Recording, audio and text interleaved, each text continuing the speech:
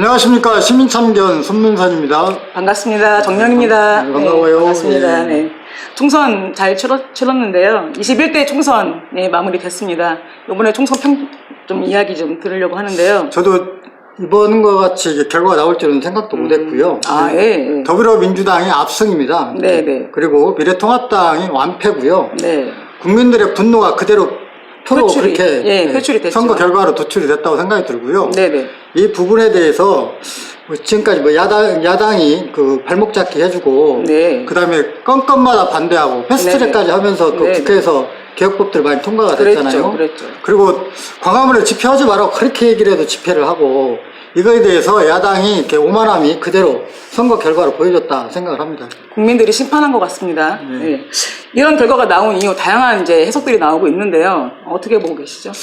이번 그 선거 내용을 보면 이제 두 가지 프레임으로 진행을 했는데요. 네네. 야당은 어쨌든 문재인 정부에 대해서 심판하려고 얘기를 했었고, 네. 그동안 코로나19 전에도 경기가 굉장히 어려웠었는데, 네네. 19 이후에도 굉장히 심각했잖아요.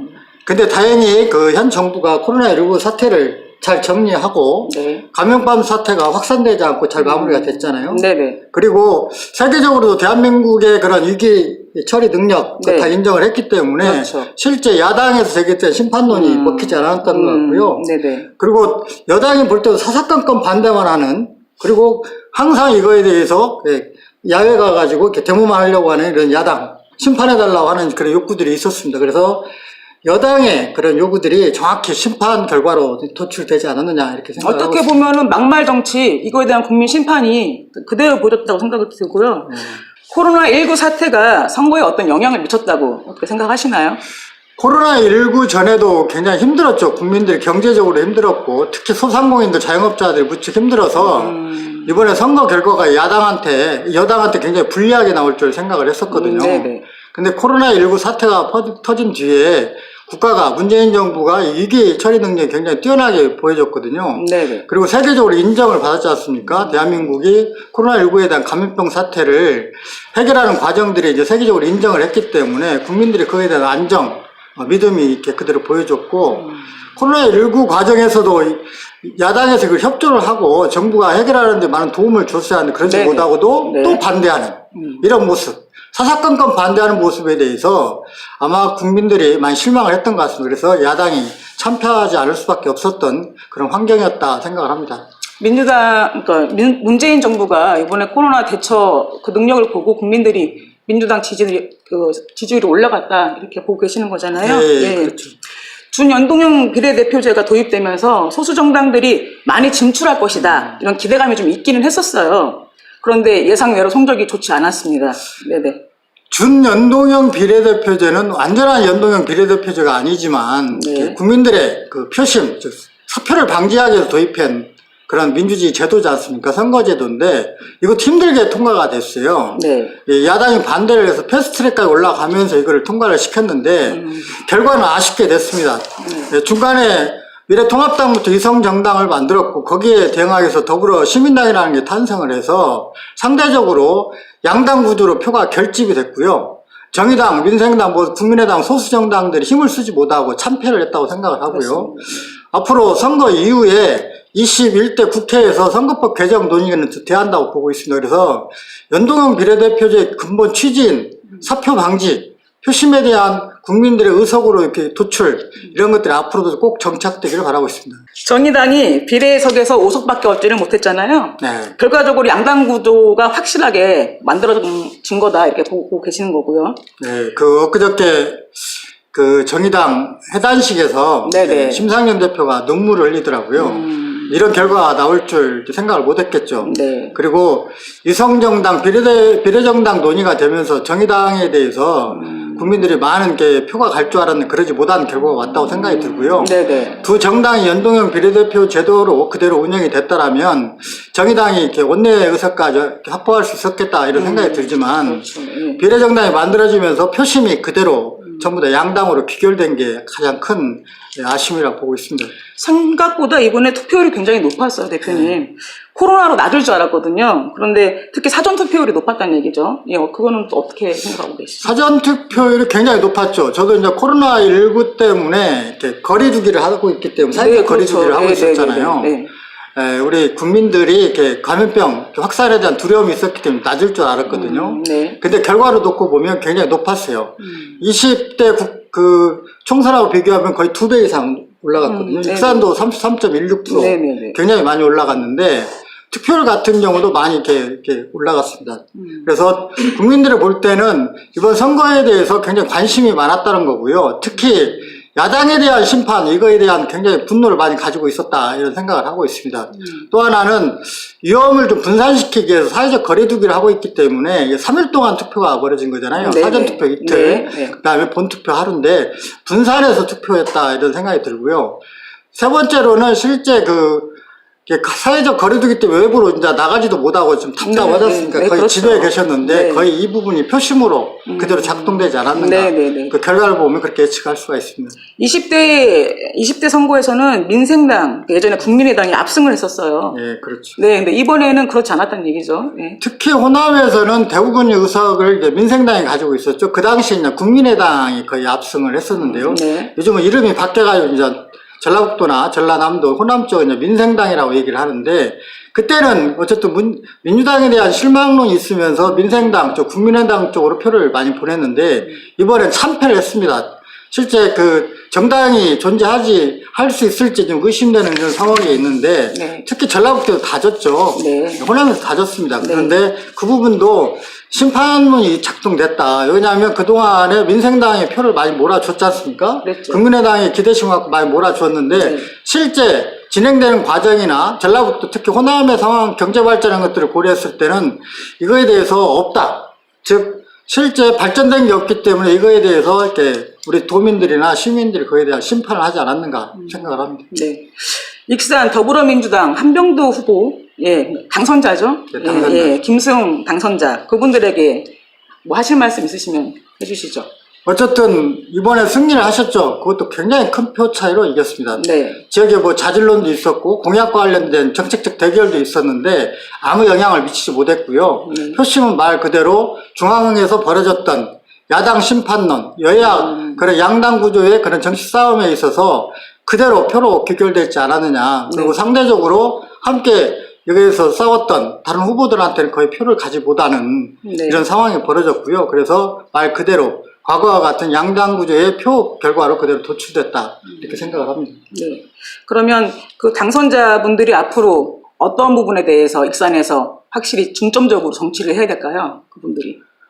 지금 어쨌든 선거 과정에서 벌였던 갈등을 그대로 좀 해소를 해야 할 것 같고요. 거기 제기된 다양한 문제점에 대해서 이제 본인들도 이걸 해결하는 과정이 저는 있어야 한다고 보고 있습니다. 그리고 이번에 특히 익산이 어렵죠. 많이 어렵죠. 인구 감소율이 전국 1위입니다, 1위. 그리고 청년 인구들이 30, 40대 떠나면서 출산율도 반토막이 났고요.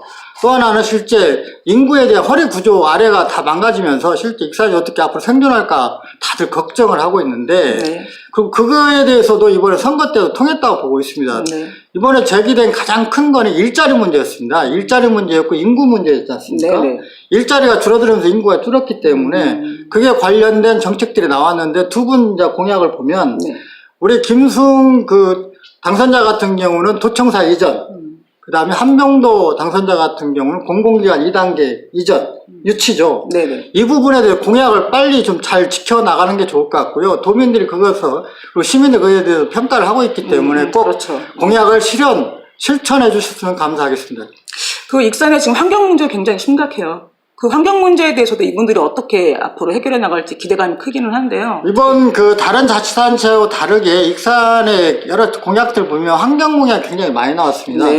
뭐 초미세먼지 가장 높고 특히 장전마을, 그 다음에 낭산 폐석사 문제 등 환경의 오염도시라고 하는 오명의 그런 우리가 굴레를 쓰고 있는데 이거를 탈피하기 위한 다양한 정책들이 나왔습니다. 뭐 특별법을 만든다든지 뭐 장전마을 특별법, 그 다음에 뭐 낭산 특별법 이런 것들이 많이 나왔고, 미세먼지나 초미세먼지 악취 문제를 해결하기 위해서 이걸 해결하겠다 다양한 공약들을 제시를 했습니다.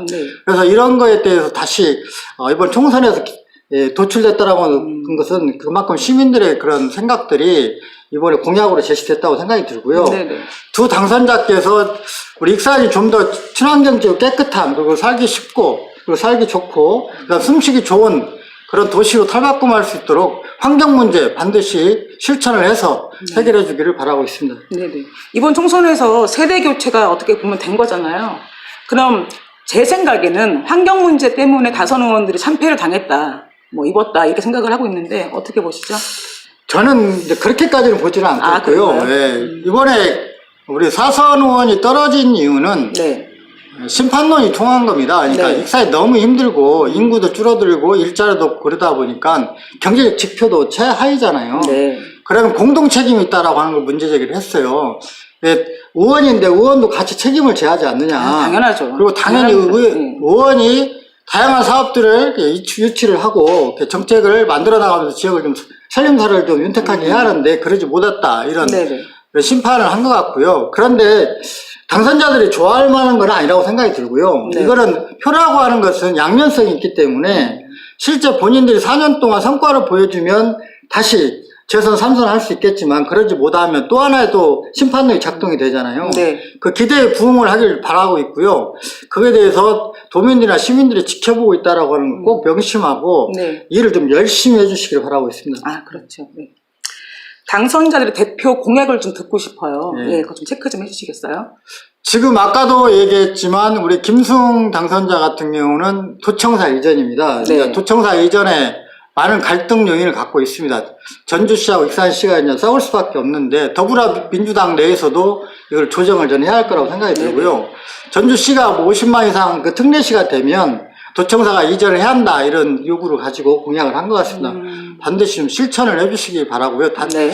그리고 한병도 우리 당선자 같은 경우는 공공기관 2단계 지금 추진하고 있잖아요. 네. 122개 공공기관을 지방으로 다시 혁신도시 같이 이전하겠다. 네. 국가 균형 발전을 위해서 이해찬 당대표 전에 국회에서 발표를 했었고, 그 부분에 대해서도 지금 좀 갈등 요인은 가지고 있습니다. 왜냐하면 혁신도시를 갖고 있는 전주, 그 다음에 군산, 네. 익산 다 이렇게 공공기관 2단계 유치를 하겠다라고 발표를 했기 때문에 후보자들이요. 네. 꼭 익산시가 좀 새로운 도약을 위해서 공공기관 2단계 사업이 연관된 뭐 환경 관련된 환경공단 이런 걸 가져오겠다 네. 얘기했는데 꼭 실천을 해주기를 바라고 있습니다. 네. 인구 감소에 대한 문제, 대책, 일자리 대책, 환경 문제 해결, 굉장히 중요한데 당선자분들이 이 부분에 대해서 반드시 해결을 하는 의지를 보여주시길 네, 바랍니다. 당연히 해결해야죠. 네. 21대 국회가 해야 될 일 뭐가 있을까요? 지금 코로나19가 좀 잠잠하지만 이제 숫자가 뭐 이렇게 20명 단 이하로 지금 확진자가 나오고 있잖아요. 네. 세계적으로 보면 확진자들 굉장히 확산되고 있고 사망자도 많이 나오고 있습니다. 그런데 이 코로나19 이후에 가장 먼저 닥칠 것은 경제 문제일 겁니다. 지금 자영업자, 소상공인들 힘들죠. 힘들죠. 또 농민들도 네. 힘들고 또 비정규직, 특히 뭐 문화, 관광 분야에 종사하고 있는 분들이 거의 현금을 만져볼 수 없는, 이제 재난기금 위에는 돈이 없잖아요. 네네. 그럼 이걸 앞으로 어떻게 극복을 할 거냐. 세계경제 위기, 국내경제 위기에서 코로나19 전에도 힘들었죠. 네. 근데 굉장히 엎친 데 덮친 격이라고 굉장히 더욱 힘들어지는데, 그렇죠. 문재인 정부와 국회 다수를 확보한 더불어민주당이 반드시 해결해야 할 문제가 경제 문제가 1번으로 닥칠 것 같고, 이거에 대해서 결과가 앞으로 대선에 영향을 저는 미칠 거라고 생각을 하고 있습니다. 네. 또 하나는 우리 지역에서 보면 익산 힘들잖아요. 어쨌든 인구도 감소하고 있고 환경 문제 더욱 심각하고, 특히 우리 소비도시인 익산 자영업자, 소상공인들 더욱 힘듭니다. 네. 이 문제를 어떻게 두 국회의원께서 슬기롭게 해결할 것인지 우리가 지켜봐야 할 것 같고요. 네네. 저는 이렇게 당선자들이 많은 표를 받고 당선이 됐기 때문에 우리 시민들 뜻을 받아서 잘 일을 할 거라 저는 기대하고 있습니다. 네. 마지막으로 이제 모든 정치인들에게 할 말씀 해주시고 마무리해 주시죠.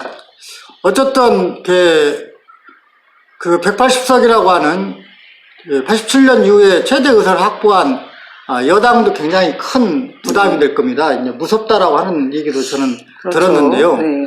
예, 주어진 조건이 좋다고 그래서 마냥 좋아할 게 아니고요. 지금 국가의 숙제들이 산적해 있습니다. 해결해야 할 과제도 많고, 네네. 이 문제에 대해서 어떻게 해결하느냐에 따라서 어쨌든 여당이 계속 장기 집권할 수도 있다라고 하는 생각이 들고요.